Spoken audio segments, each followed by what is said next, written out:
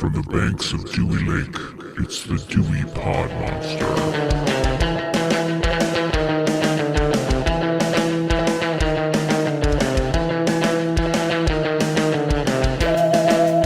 Welcome back. My name is John, and this is the Dewey Pod Monster Podcast. This is your weekly and occasionally holiday-based podcast about consumption. We're proud members of the You Run Podcast Network, where you can find all of our previous episodes and all of our upcoming episodes, as well as all the other great shows on the You Run Podcast Network. With me this week is the host of the Dewey Pod Monster Podcast, and his name is Sean. Sean, how are you today? It's them damn enchiladas. It's those damn enchiladas. Does that mean that Jason still haunts you? Something. I don't know if it's Jason, but it's definitely those damn enchiladas. It's damn enchiladas. Ooh, baby. Ooh, baby. That's it. End of episode. We'll see you next week. All right. Nice talking. Anyway, if you haven't figured out, this is a one-off episode, which is the fifth of these one-off episodes. We're talking about a Friday the 13th movie this week because it's Friday the 13th. So we're going to talk about Part 5, A New Beginning. If you haven't caught our previous episodes on Friday the 13th, we have done parts 1 through 4 on this show. We've also been a guest on Dissect That Film. If you want to go dig through their catalog, we were on their Friday the 13th episode that was about the first movie as well. And I feel like it's probably another one that I'm forgetting, but I digress. Let's start this off, as we always do, with a third-party review. And since we're talking about Friday the 13th, there is no better person to get a third-party review than our good friends, Siskel and Ebert. So we're going to... Would that be two people? Let's hit friends, plural. Okay. Now that Sean's fact-checked me, we're going to go ahead and listen to these two, and then we will be back in a minute. We'll start breaking down this movie. This movie poster says, if Jason still haunts you, you're not alone. And this movie poster is all you're going to see of Friday the 13th Part 5 because the studio, Paramount, has not released any review scenes from this movie, maybe because they suspect that Jason does still haunt some movie critics. Me, for example. Jason, you might remember, is the berserk killer in the Friday the 13th movies, and I've seen Friday the 13th and Friday the 13th Part 2 and Friday the 13th 3D and Friday the 13th Part 4, which was subtitled The Final Chapter, but it wasn't because now here's Friday the 13th Part 5, A New Beginning. And what haunts me is it looks as if this series is going to go on and on and on. It's not Jason that bothers me, it's the sequels. Part 6, Part 7, Part 8. Sorry, Jason, this time the lights went out on you. I give Friday the 13th Part 5 no stars, and I'm Roger Ebert.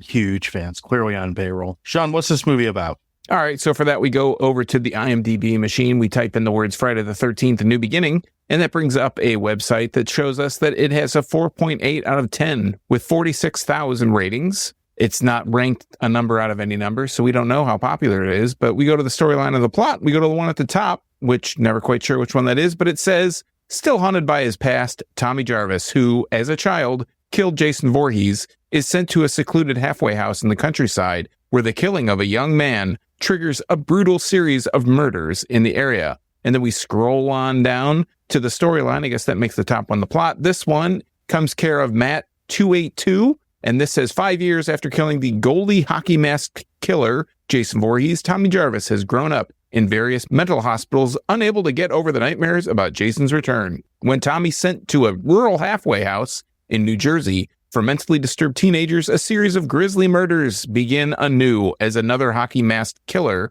begins killing off all people at and around the residence. Has Jason returned from the dead to restart his killing spree? Has Tommy decided to take over the reign of Jason, or has someone else? So many questions, so little time. So many questions. I think this movie is so goddamn popular, it defies their popularity scale, and that's why there's no number out of question mark. It's just above reproach. You think it's broken the poll, the chart? I think that's it. And the 4.8 out of 10 just backs me up on that. Yeah, Metacritic gives it, or the Metascore is 16. That sounds about right. So good stuff. Sean, before we get into it, who's in this movie? Is there anyone that's worth mentioning? Not really. It says on IMDb that it stars Melanie Kinnaman, John Shepard, Anthony Barrile, and the only thing that I can see that most of these guys have done is Friday the 13th.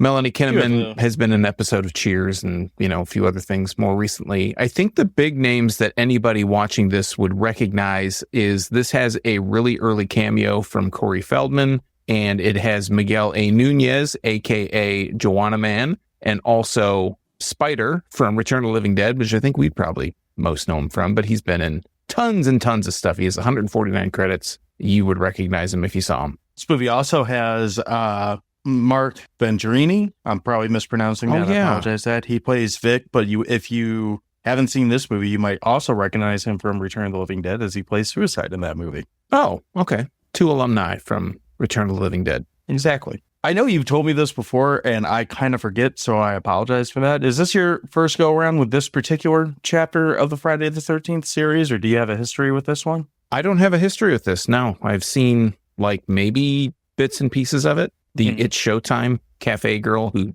pops her top. That's what I remember from this movie. It's one of the highlights. I would agree. Did you have any... So, I mean, this isn't exactly like a new film, so I guess we'll go ahead and throw the spoiler warning out there now, but did you have any preconceived notions about this one? Because this one does take a little bit of a different turn, or... I mean, in some ways, it kind of breaks the mold from all the other Friday the 13th movies, at least up until we get to Jason Goes to Hell. In some ways, it's kind of the same thing being recycled, just with like different colored chevrons on it. Did you have any like preconceived thoughts about this one or not so much? I was hoping it was good.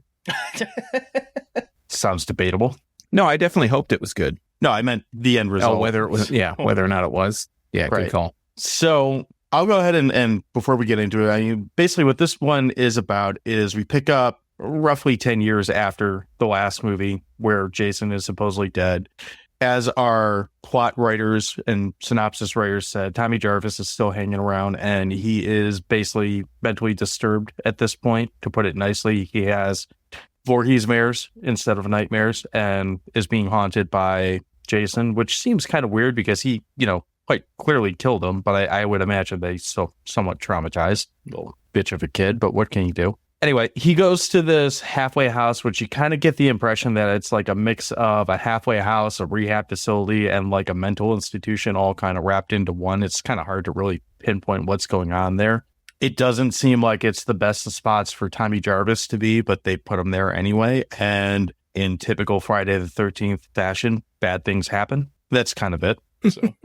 Bad things happen. Yeah. Why don't we start with stuff that we liked, because that's usually a good way to go. How do you feel about this one, or do you want to give a high overview before we get into likes? I honestly, I don't know how many likes I can really talk about with this movie. Really? Yeah. Yeah. See? Likes. I actually think this one has some strengths to it. Like I'll put it out there at the head of this. This is one of my least favorite in the entire franchise for a number of different reasons. Like I think this movie has by far the most annoying character, arguably in all of horror, let alone the Friday the 13th franchise. However, when he gets beheaded, it's one of the more like satisfying kills that I've ever seen, because it's just like, shut the fuck up. And then he cuts his head off. I'm referring to Junior. Oh, okay. Yeah, I was trying to think of who you were talking about. I mean, there's a lot of people that I find very annoying in this movie, and I couldn't remember that Junior was, okay. Yep. He is, like I said, we'll probably get into it more, but he is by far, when they bring the end of Junior's chapter, the most annoying thing that you could possibly put on screen. And this movie has a lot of scenes that go on probably about, if I'm not exaggerating, probably about a solid minute to 2 minutes longer than they really fucking need to. And that one is like at the top of the list of like, Jesus, this is still fucking going on. You mean you don't enjoy him riding around on the dirt bike and just screaming? No, not particular. Well, there's a subtle bit of humor about it in a way. It's also kind of like, am I supposed to laugh at this character? Because I kind of get the impression that he might also be impaired. And I don't mean drunk. So you kind of like this movie doesn't exactly have like the best reputation with treating mental handicapped illness. People. Yeah, people who are mentally disabled in one way or another. Yeah, it's not very kid gloves in regards to that subject matter. It's the 80s. What do you want? Well, I didn't say that I wanted anything more from it. I'm just saying if you look at it now with like adult eyes, and if you want to be critical about it, you could say it's a cold-hearted bitch of a movie when it comes to the mental challenges of the world, I guess. That said, though, like there are things in this movie that I find to be pretty funny. Like, again, Joanna Man popping up, his like 3 minutes in the movie it kind of makes you sad that, because this is about the time that he was, I don't know that you could say he broke out, but this is around the time that he was getting some notoriety. This is right after Return of the Living Dead, and I think it's before Joanna Man and all that. But Miguel Nunes has made a decent career for himself out of being, from homeless guy to like actor, I would say. He's got 140 credits, so he's got to be doing something right. Yeah. Yeah. So I would like to have seen more of him in the movie because his character's, fun. Demon. With the black thriller leather jacket, which I always appreciate because you don't see enough of the black one. You see more of the red with the black stripes. He's wearing the black thriller leather jacket. Did they use a black one in the music video too, or just, I only remember the red one in the music video? Well, I don't know about the music video, but I remember distinctly being a youngster when that was like a popular thing and seeing the black one and the red one, just in case, you weren't into red, I guess. I don't really know. It's just the style of the time, along with the onion in the pocket. Might be the best Simpsons D-cup that I've heard in quite a while. I also like Reggie in this movie. He's a pretty funny kid in this. He, goes on to, actually, he was in Different Strokes before this. I was going to say Dewey's in this. Dewey from Different Strokes. But he's pretty entertaining in this because, like, especially when shit starts hitting the fan, there's like 2 scenes where Reggie's just like, fuck this, I'm out of here, and just books like a bat out of hell, even after screaming like a bitch. So I find that to be pretty entertaining. And if you like boobs, this is a movie for you because there's a shit ton of boobs in this movie on a very regular basis. I found it kind of interesting that one of the actresses that shows aforementioned boobs is Debbie Sue Voorhees. Yes. No relation. So, yeah, there's a story about she got cast because of her name, because I guess the original actress that was supposed to play her role, it came down to a scene with nudity in it, and she didn't disagree, like didn't have a problem doing the nudity in the movie, but it wasn't in her contract, and I'm assuming that probably makes a difference on how she gets paid or something along those lines. I don't know. Short version of the story is they wouldn't rewrite her contract. They told her her boobs were too small and fired her, and then they hired Miss Voorhees to come in and play the role. Very 1980s work environment, to say the least, which there's so many stories from this. There's a scene where there's a paramedic doing cocaine waiting for a different girl who's flashing her boobs to come out. And he's been quoted as saying, I think I was the only person on the set that night not doing cocaine. I had baby aspirin on my little mirror, but there is no shortage of cocaine around this set, which I think you can kind of tell. Yeah, it's a little obvious. You said there weren't many things that you liked in this. What are some things that you did like? We're coming back to that, huh? I think I'm putting you on the spot. I'm sorry. I think Dewey, Reggie, he's okay. He's all right. I really enjoyed the fight scene between Tommy and Junior. I love that. He whoops his ass too. It's kind of good. I love it. It's hilarious because he's fighting this shitbird hillbilly, and Tommy is fucking Jean-Claude Van Damme. He's just got the moves, And I think I did read something.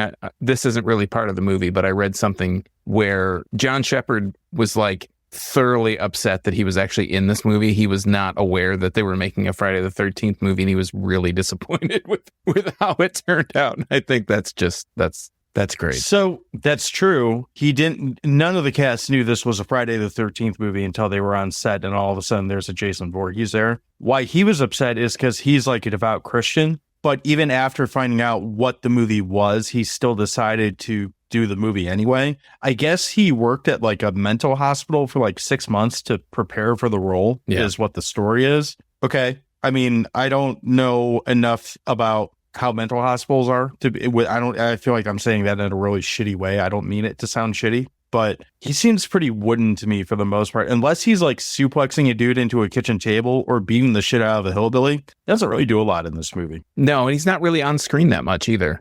All considered. And quite frankly, like, I don't know if you've seen part 6 yet, because really the Tommy Jarvis like storyline is primarily parts 4, 5, and 6. And I think this like one it feels like a big departure from the character, which is kind of stupid to say because Corey Feldman's like 8-ish in the last movie, 8 to 10, something like that. I would probably say 10. Okay.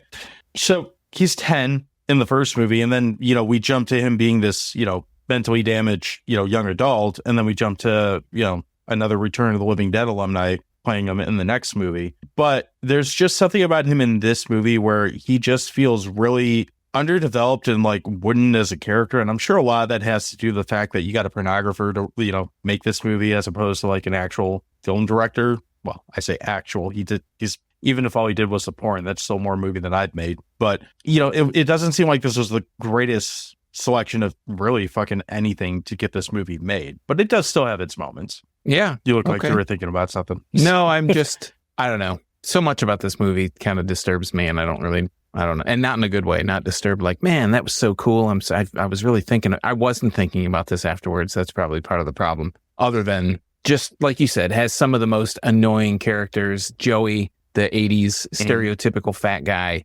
And the one thing I can say about Joey was I was glad that he didn't last long, because I don't know if I could stand a character like that on screen too much longer with the poop caked around his mouth and all that stuff. If he was boobing around being that for 40 minutes of this movie, I mean, I know he doesn't get killed by Jason in this movie, but like the idea of him like shuffling around like in the like perpetual like thunderstorm that comes and goes in all these movies, still having like chocolate dicked all over his mouth, just to have Jason not like, I would almost imagine like, and we'll get to Jason or Roy in a minute here, but like just the idea of like Jason looked at him and being like, this isn't worth my time, and then like coming back to him and just killing him just because he's still there or something. Like, I think that could have been funny. Yeah. I mean, I think that Joey I would take Shelley any day. Oh, that's not even a question. Yeah. Shelley is the crown jewel of this entire fucking franchise. Like almost more than Jason Voorhees. Like there's Jason. He should have been Tommy Jarvis. There's Jason. There's Tommy Jarvis. There's Pamela, and there's fucking Shelley. Period.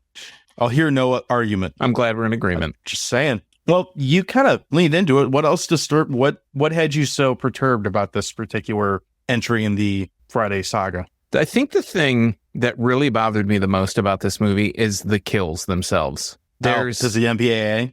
Everything is, it's not, I don't even know how to describe it. It's not off screen, because it's like, oh, there's a shot and it's a shirt and something gets stabbed into the shirt and then someone's face goes, oh. I think the greaser guys, the rat-a-tat-tat-tooey, my line that I made up for that. Crap my ass. Rat-a-tat-tat-tooey. A lot of the screens are shit. Rat-a-tat-tat-tooey. A lot of the kills are off screeny. Like, what the fuck, man? What? I don't tune, and I don't understand the fervor and all the excitement and everybody pissed off like Siskel and Ebert about this thing when they don't show anything. Like, I think the worst thing is the flare. Like, that's the one that's the closest that you can say maybe that's like a real quote unquote kill. I mean, there's like a head that somebody had to model, but the rest of it's all just like, it's the aftermath. They don't show what happens. It's the aftermath of what happens. And it's just assumed that these characters are dead. I love the insensitivity when Joey does get hit with he got 40 whacks with the axe, and they're all standing around like, oh, and they just like lift the sheet off of him. His back's all shredded up. It's like, come on, guys. Did you notice that when they lift the sheet off of him, his arm is detached and like laid on top of his back? So before the paramedics got there, someone moved he only hits him once with the axe that we see. So this implies that he like went apeshit and like chopped him up. Yeah. But yeah, if you look at that, like his arm is like actually detached. It looks like when he fell forward, someone picked up the arm, put it on his back, and then eventually someone came and covered him up, which is kind of funny. So you're kind of scratching on where my gripe with this movie, my biggest gripe with this movie is, because I can get over the insensitivity. I can get over all the like stupid characters and all that type of shit. This is the movie where we depart from the look of Friday the 13th, how I used to like it. And I've said this a lot in part 3 and part 4. Like, it's got this like borderline grindhouse, like dark, grimy feel. This movie doesn't. They turn the lights on. Like, you can tell there's a rain machine fucking everywhere. Like, everything looks very clean and very crisp in comparison to what came before it. It definitely feels like we've kind of hit that sea change of 80s horror movies where they're not trying to like emulate the 70s look anymore. Everything's very neon and very like slapsticky, goofy, borderline horror comedy, even though it's not supposed to be. Yeah, that's another thing is I read some things after this, like, am I off base? Like, what's the fandom think? Because you know me, I don't read any of that stuff. And a lot of people were commenting on how, again, I'll use air quotes, funny the movie is, unintentionally or not. I didn't really find, I mean, some of it I was like, I can tell they're going for something. I can tell they're maybe trying to be funny, but I just didn't find I found it more kind of cringy than actually funny. And I don't really get and maybe I'm out of touch, but I just didn't find any of it to be really like, oh man, that could have been hilarious. They probably meant to be funny. It's like, no, I think they just kind of fucked it up. And they're, people are trying to whitewash over it and be like, this is funny. This is unintentionally hilarious. It's like, no, I don't think so. Maybe it's just me. Well, it kind of feels like they tried to make a small budget movie with, I think the budget was probably relatively respectable on this, but not like, action movie like blockbuster budget. But I think they tried to make a $50 movie on $1,000 budget. And I think that shows. Like, I don't think you can fake that. Like, you either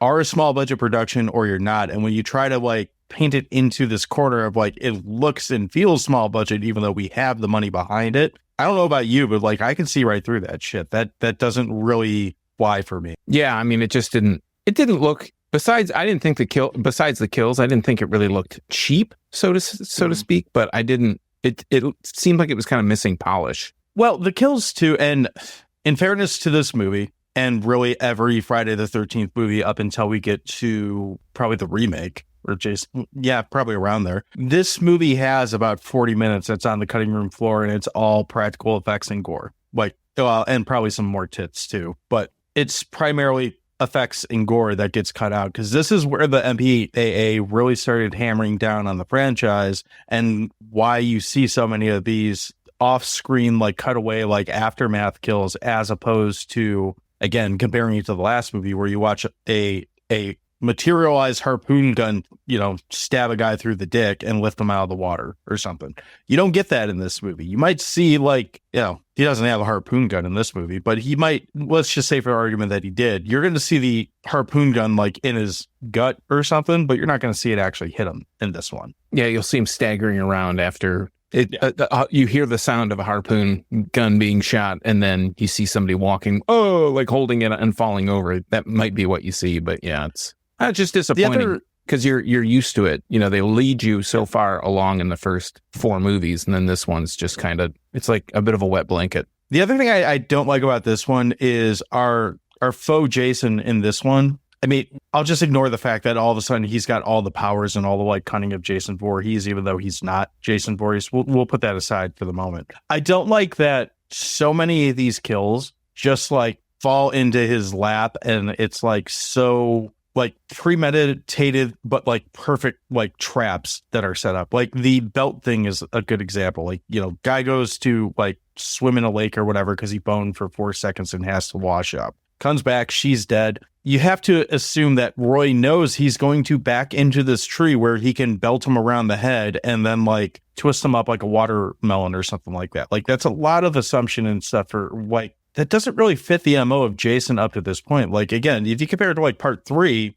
we'll use the other harpoon gun as a example. You just see Jason walk into frame. There happens to be a harpoon gun there, and he happens to use it to kill someone because they happen to be standing there. There's no motive. There's no rhyme or like planning or any shit like that. It's like, yeah, I got this thing. This bitch gonna die. Up on to where'd Shelly go?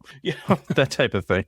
This one, I don't want to go as far to say it seems planned, but there's a lot of like coincidental plot armor in a lot of these kills that happen in this movie. The other thing that I don't know, I found kind of weak was this whole whodunit, like red herring. Which one is the one? Like they're trying to convince you that it's Jason, right? Because we have the beginning, the flashback, we have Corey Feldman and them digging the grave, trying to grave rob, which like the most shallow. That scene is kind of funny because one of the grave robbers actually goes, yeehaw. Yeah. They're like hooting and hollering. Yeah. Yeah. I mean, who's going to mark a grave for Jason Voorhees? Like, what's the point of that? Bury him with a machete. Yeah, there you go. But they're playing on your expectation that it's going to be Jason, right? It's a new beginning, whatever, cool. And then they just play this whole thing. Could it be the drifter? The crazy drifter that's just hungry and he wants to, you clean the chicken shit and we'll let you get you some grub. It could be him. It could be, the guy at the beginning, was his name Val or whatever, with the axe. It could be all the, it's so mysterious. Who could it possibly be? I just found that whole thing kind of to be trite when they then reveal, oh no, there's Jason, quote unquote, Jason, it's Roy, but we got Jason this whole time. And Jason's the thing that and not seeing this before, I was really waiting for them to how was the reveal going to happen where they give up that, oh, it wasn't Jason, even though his head's all lopsided. Oh, he's bald. He's got the weird head and shit. Oh, no, it's a guy in like a rubber mask. Because they even kind of play it up. Maybe it's Tommy because he had the masks in the first movie. He disappears for like 2/3 of the fucking movie. Right. So. And especially when all this stuff's happening, the Reggie and Pam stuff with them running around and the Scooby-Doo and all that stuff, then you're like, oh, maybe it is Tommy because we haven't seen him in so long. And then he just kind of appears again like, hey, how's it going, guys? Remember me? I'll help you. I don't know. He gets his ass kicked. Yeah. Yeah. He didn't get the JCVD treatment on that one. And I have to say, amongst everything in this movie, the most brutal thing that happens is when Jake, the guy that has the stutter, tells the girl I want to make love to you. And she laughs in his face. Yeah. I felt that. That was so cold-hearted. I felt so like, man, this is the most brutal burn in this entire thing. On the one hand, like, shoot your shot, I guess. On the other hand, like, man, you went right to fucking, didn't you? Oh, yeah. Like, you didn't even, like, buy her dinner first. So no, all these people, well, they don't know that they're dying, but yeah. So one thing I will say that I like about the whole whodunit aspect of it, and this is mostly because it's almost like a throwaway scene, but it's a really funny one. I like when they go and find the two like greaser guys, and Roy's there cleaning up the bodies with other dude. I think his name was Duke, that gets killed off screen to death at one point. But I like that the cop's in there, just hands on his waist, like, man, there's got to be some motherfucker that's alive that's doing this. Who the fuck could be doing this? And then Roy's in the background, like, you talking to me, cop? He goes, fuck off, Roy. I'm not talking to you. Get the fuck out of here. I'm looking for a killer. It's so stupid. And there's two scenes where you see Roy like outside of Jason like garb, basically. And he basically looks like, you know, the guy who spent like an extra $100 to look like Jason and walk around your neighborhood on Halloween. That's basically how Roy looks in this movie. You know, he got the condom to go on his head and like actually painted his own mask, but no one told him like those shouldn't be blue, they should be red. But the triangles, yeah. Yeah, the chevrons. Yeah. But I do like, again, there's the scene where it's like, man, Roy's really staring at this corpse for a long time. Like, that's an extremely long quote. Again, another scene that goes on too long. But like the scene where they, like I said, this little one-off scene where he's like, fuck off, Roy, I'm not talking to you. You know? I always laugh at that because it's like 2 seconds of like, that's really knowing what you know at the end of this movie. That's kind of a funny little throwaway scene. So, well, to talk about the end, why would someone have a picture of themselves in their own wallet other than their ID? Okay, on top of that, why would you have a picture of yourself? And if you've abandoned your child at birth, totally disengaged with him, totally like uninvolved with him, he's drifted from like town to town at different halfway houses or whatever, why would you have a picture of him as a full-grown adult, seemingly taken the same day that he was cut in pieces by the one person in this movie that you don't kill for killing your son? Because he never gets his revenge on Vic. Vic is presumably he's presumably sitting in jail, not getting killed by Roy. Roy just fucking kills everyone else because of Vic. Yeah. Yeah. It's not very well thought out. No, it's not a real good revenge plot, is it? No. So outside some of the cringe stuff, are there any other big pitfalls that you feel the need to kind of touch on? No, not really. I mean, I always thought Violet was supposed to be a punk chick, and she is not. I don't she's really like a understand goth that. raver. I think she's like a goth rave, like a new wave type chick. I get the impression she probably listened to a lot of New Order.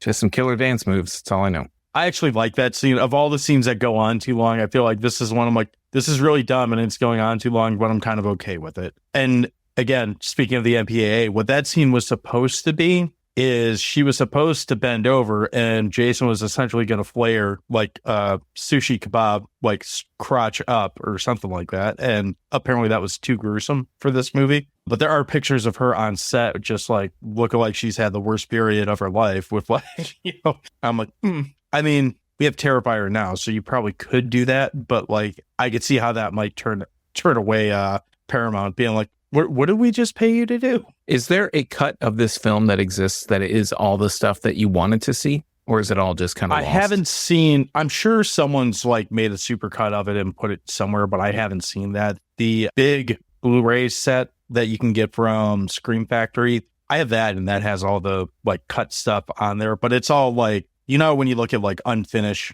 cuts and it looks, the color's off, the lighting's all, all like sometimes grainy. they don't have sound. Yeah, it's like that. And that's a commonality for the next 3 movies. Like they will have lots of stuff that's on the cutting room floor, which you can still find a lot of that, but I've not found someone who took the time to actually put it into the movie where it needs to be. So it probably exists, but I don't know where it is. Yeah. I just wonder if that changes the tone of the actual movie. I mean, I'm sure it does, right? But I wonder if even with all that stuff added back in, if you could watch someone like me, who this is the first time watching, watch it again and be like, oh no, I like this one better because it does this. But is it such just kind of a clusterfuck that it doesn't really matter with all that stuff or not? I guess that's what I'm getting at. This is my guess from what I've seen of the cut stuff. If you had someone who edited this movie correctly and you made the majority of the scenes that went on forever not go on forever, maybe cut Junior's screaming down by like a solid minute and 15 seconds. Can't do that. It's the best part of the movie. No, it's not.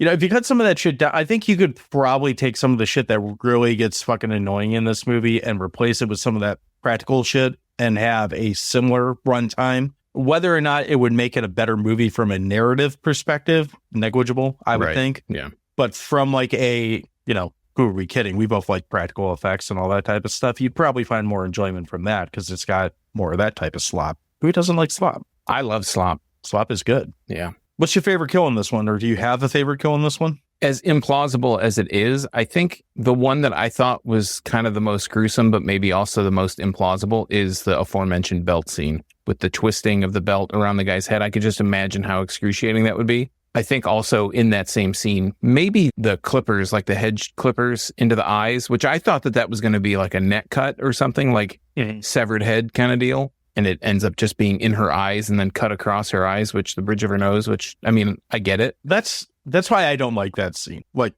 so they show him close the clippers. Yeah. So she should with like a lot of pressure on it. Right. So presumably it looks like all he does is just like Three Stooges her eyes with it. Yeah. When they show it. And I'm sure that's because of, again, same culprit. But it looks like it should basically be like, at best, like a very gaping open head of a wound. At worst, like the top of her head should be disconnected from the bottom of her head. Or just like a beheading or something. Yeah. Or that. Like, yeah, you could put it around her neck, I guess, and do it easier that way. So I feel like that the clippers, although they come with a lot of boobs with them, which is good, it doesn't feel right for what you see portrayed. I'm like, okay, so if he's going to clip it, like, why wouldn't you? This should be a gnarlier kill than what it turns into. Yeah, it should defy expectation. I don't know. It doesn't. It defies expectation in a bad way. Yeah, like it makes it definitely so, falls short. Yes, it's a missed opportunity. Yeah. So for me, I'm gonna go ahead and say my favorite kill in this. Do I have a favorite kill in this? Can I say Roy? Nah. Roy kind of goes out like a bitch. I don't really know that there's one that sticks out that much because outside of the belt and the clipper, like these feel very like boring off-screen kills. I do like when the paramedic gets the axe to the head in the parking lot just because it feels more random and brutal in a way. Like he really isn't one of the, I mean, we already know this guy's not going through typical Jason rules, but it just feels just totally like this guy's on a warpath, and if you're in the way, like you're fucked in a little bit of that. The downside is you don't get to see the whole effect. And I did have to rewind the Junior's the Ma kill, because I thought at first, I'm Ethel? like, oh shit. Oh, is it her name, Ethel? Yeah. I was thinking to myself, oh shit, did they actually show the cleaver hit her? And so, no, they don't. Oops. Some of the other things I like in this, I do like that they kept true, like Roy must have done his homework because he still throws a motherfucker through a window. Yes. So I find that to be good. On the downside, I don't understand why Roy has such a thing with gouging out eyes, and I don't know why this movie has so many like shit jokes in it, because there's like 3 or 4 of them. And one poop joke is like, all right, fine, whatever. But by the 3rd or 4th one, you're like, really, we're still doing this? Like, come on. I don't know. It As feels a fecal lazy. humorist, they just blended together. I thought that I just thought they were great. Shit often does blend together. It's kind of like that. Are there any Wah-wah. characters that... Yeah, there you go. Are there any characters that you feel like are worth an actual mention outside of Roy? No, I mean, besides Demon, that's probably the only redeeming character. Demon, Reggie. Yeah, like the people we've already talked about, I think are the ones that for me are the most standoutish, because a lot of the characters, they're not a lot around much on screen. So there's no way for you to become attached to them. Like, I don't know besides the lady's name being Debbie Sue or Deborah Voorhees, I couldn't tell you what the character's name is. I can only tell you with a lot of these because I've seen this movie so many times. Yeah. They just all blend together. There's just like one massive humanity that they just like. But this movie, more than any of the other ones in the franchise, like there are literally people, the bum specifically, they literally wander into this movie for the sole purpose of getting killed. And then they're out of the movie. And there's at least 3 people like that. Like Joey what is the point of Joey being in this movie? Other than eating chocolate and getting like murdered as fuck by suicide or Vic, whatever we're calling him in this movie. So there's really, I mean, maybe the reason why people like Valerie, myself included, because she has a scene where she does something other than get murdered for 2-3 minutes, even if it's just this weird, shadow dance thing in her own bedroom. Oh, Violet. I was like, who the hell is Valerie? Valerie, close enough. Yeah, they just so blend together. They're just grist for the mill. There's just so many characters that are, it's a big kill fest, right? But unfortunately, all the kills are so uninspired that they waste all that. I think they waste all that fun that you could have had, like actually seeing something cool happen. Instead, it's just like, it's somebody, like I said, a shirt like was stuffed with hay or something. They just stab with a knife and they're like, oh, that guy's dead. Ooh, cool. Could have done a lot better. We deserved better. I mean, generally. All right. So before we get to, hot dogging up and firing up the girl, I'm going to ask, because we have a return to form and that we see a dream sequence ending like 3 fucking times in this movie. How do you feel about the ending in this one? You're talking about with Tommy, the Tommy ending?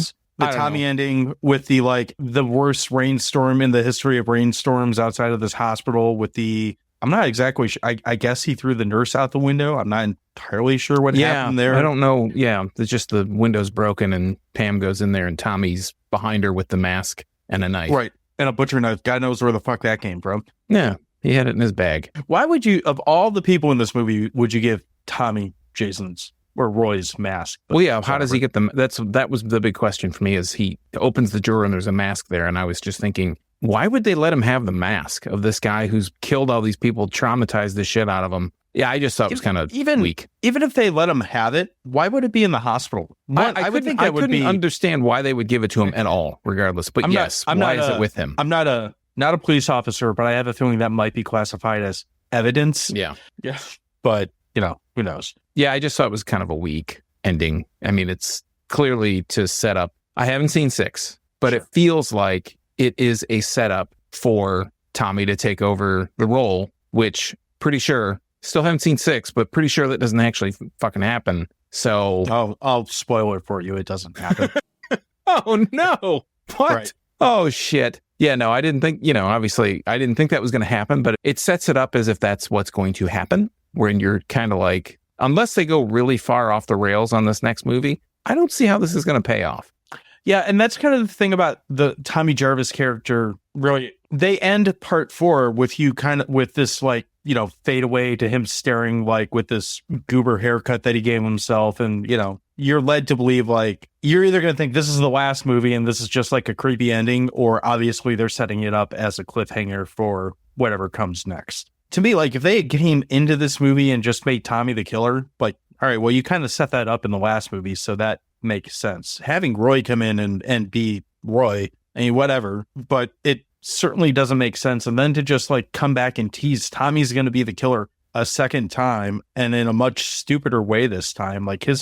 Every time he knifes her with that super curved hockey stick of a machete in the hospital room, I was like, he looks like he is clenching his jaw so much. I expect his teeth to shatter in an old Ren and Stimpy cartoon, but they don't. I was fine with not having a dream sequence ending, but we're back to those for the time being. Again, not seeing 6, it feels like the movie can almost exist in a vacuum. It doesn't need it's in the timeline, but it doesn't really fit the rest, at least so far. You might have some psychic ability to you, because you might nail, head, hit. What time is it, Sean? Then you're in for a big treat, bro, because it's hot dog time. I'm going to let you unload on this movie first, because I have a feeling you're going to be a little meaner to it than I will. Yeah, I mean, I really don't have all that much to say that hasn't already been said. Like I said, prior to watching this movie for the show today, the only part I can remember ever seeing of the movie is the It's Showtime part where the waitress shows her boobs, because I was, obviously a horny teen once, and my buddy was like, you got to see this. This is the best part. After watching this movie, I think he's right. It's not even the best boobs in the movie. That's true, but that's the only part I saw. I was like, oh shit, that's great. This is the first Friday the 13th where I was actively waiting for it to end. Like I said, there's no payoff. It just feels really cheaply made because I think all the people won't say the kills are off screen, but like we've said, I don't know, 10 times by now, like it's like a shirt, stab, you hear an off screen like grunt or something, and that's it. You rarely see any of the aftermath or any of the result of what happened. I mean, that's really all I have to say about it. I would recommend this movie for like completionist, for Friday the 13th diehards only, and maybe like film study to see how to tank a franchise, or maybe like what not to do with it, with your movie. The new hot dog rating scale for me is 0, don't see it, half a hot dog, it's cool to see, I wouldn't watch it again. A full hot dog would be, I'm going to watch this. This is going to be in the rotation. This is like a no hot dog movie for me. If we weren't watching it for the show, if it wasn't something we were watching, I would avoid it. Like if it wasn't something we were doing because this is a thing that we do on Friday the 13th, I would not ever watch this movie again. A little surprised that you went 0 hot dogs, but okay. Well, I mean, I don't find any redeeming quality that someone that's not a fan, I would say like, yeah, man, you got to see this movie. It's called Friday the 13th Part 5, A New Beginning.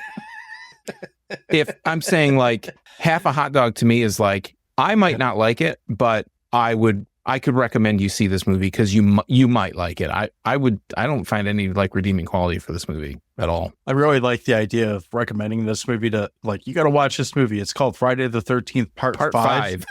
And that's where you start. Start here. It's called A New Beginning. It's right. The beginning of it. You don't want to watch the old stuff. That stuff's boring. It's old. Clearly. Looks like shit. Yeah. Only has one Shelly in it. So. Rat-a-tat-tat-tooey. Yeah. Whose hot dog is this, huh? Is it yours? Yeah, so for me, like, I am a rather endowed Friday the 13th fan. Like, this is the franchise that I love above all. So I'd say put it back in your pants. Just one hot dog. It plumps when you cook it. So it's really bad. Anyway, this movie's fine. It's not good. It is the first one where it takes away from the look of Friday the 13th that I like. It has annoying characters. It has a lot of boobs. I mean, the benefit of having really annoying characters is they kill pretty much all of them in this movie, just not in very inventive or satisfying ways. I mean, this has, I think, the highest body count of any of the Friday movies. It's like 21 or 22, something like that. But that said, you could bitch and moan about it, not being Jason in this movie. I don't think yeah, that's true, but he, for all intents and purposes, is Jason in this movie, aside from like the occasional scene where Roy's like, what are you talking about? I'm Roy. But that's about it. Is it good? No. Is it the worst of the series? Surprisingly, also no, but it's near the bottom for me. And that's really just because it's so cut up from taking the I go to a Friday the 13th movie to see, the kills and the gore and that type of stuff. And the boobs are a nice side quest along the way, but it's really about the carnage that Jason's doing as opposed to the carnage that the teens are doing to themselves, I guess. And this movie really doesn't deliver on that because so much of it is like off screen or one shot, reverse engineered kills. Like it does take away from it. And I think I already said it, but when you also take the tonal change from the last 4 movies, you take the look of it and make it so polished compared to the last 4 movies. It still feels like a Friday the 13th movie in a way because there's a guy in a hockey mask going around killing people, but it feels about as much like a Friday the 13th movie as Jason Goes to Hell, which is another one that is debatable on how good of a not how good of a movie it is, but how good of a Friday the 13th movie it is. Yeah, that makes sense. We'll go with that. So yeah, I mean, I give this a hot dog mostly because like this movie's worth putting in. I'm going to put it in whenever I rampage through these movies. I'm not usually mad that I watched it, but I am always really, really, really satisfied when Junior gets his fucking head cut off after he's been screaming on that goddamn bike, because that scene almost makes me want to turn the movie off. The thing too with this is like, I was looking forward to watching this because I hadn't seen it. And I knew going into it that it wasn't Jason, that it was somebody else. I was just like, I don't know. I was hoping that even though it was somebody else, it would have been a little bit more fun. And like I said, I was looking forward to seeing it. So it kind of sucked for that reason. That happens. Yeah. You know what? When you make 12 movies in a franchise, It's going to happen eventually. It's bound that one or two of them are not going to be good. Just wait till we get to Halloween 6. Can't wait. That's where you should start, Halloween 6. That's right. Just like if you're going to start at Friday the 13th, start at part 5. Absolutely.